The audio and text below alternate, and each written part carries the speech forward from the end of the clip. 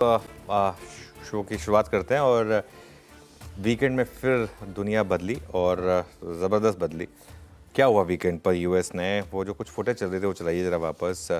Iran की nuclear sites पर attack किया यूएस ने, और यूएस ने जो दावा किया वो ये था कि जो ईरान की न्यूक्लियर साइट है वो हमने उड़ा दी है। हालांकि एक चीज़ कहूँ, इंडिपेंडेंटली अभी किसी का कंफर्मेशन मिला नहीं है ये, और ये अपने आप में वो पहाड़ों के नीचे आशीष छुपा कर रखी हुई चीज़ें थी। अब बहुत लोग कह रहे हैं कि यूरेनियम, जिसका मेन चीज़ थी उसकी यूरेनियम को लेकर था कि यूरेनियम पहले निकाल दिया गया था, क्योंकि अगर ऐसा नहीं होता तो वो इतना ज़बरदस्त रेडिएशन होना चाहिए था। अब अगेन हम में से, जैसा मैं कह रहा हूँ, हम में से कोई भी एक्सपर्ट नहीं है, तो इस चीज़ को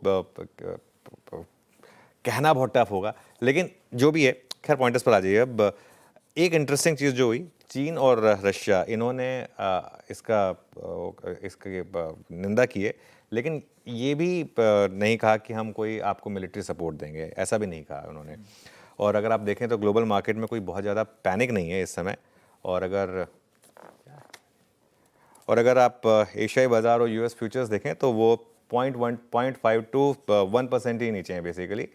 और गिफ्ट निफ्टी भी अगर आप देखें तो सिर्फ ½ % ही नीचे है। हाँ, एक चीज़ ज़रूर हुई है कि क्रूड की कीमतें जो हैं उनमें ज़रूर थोड़ा सा इस समय एक उबाल आता हुआ आपको दिखाई देगा, लेकिन अभी भी क्रूड जो है वो 80 के नीचे ही है। और ये सब तब हुआ जब हम एक उस रेंज को तोड़ने वाले थे। यहाँ पर शुक्रवार को हम 25,100 के ऊपर बंद हुए थे, इस चीज़ को ध्यान रखिएगा। और गुरुवार से फीलिंग आ रही थी एक ब्रेकआउट वाली, जिसे हम बात भी कर रहे थे लगातार। अब आज देखते हैं बाजार किस तरीके से रिएक्ट करेगा, लेकिन खैर एनीवे जो भी है, ओवरऑल अभी स्टार्ट में तो एक गैप डाउन ही होने वाला है। हाँ।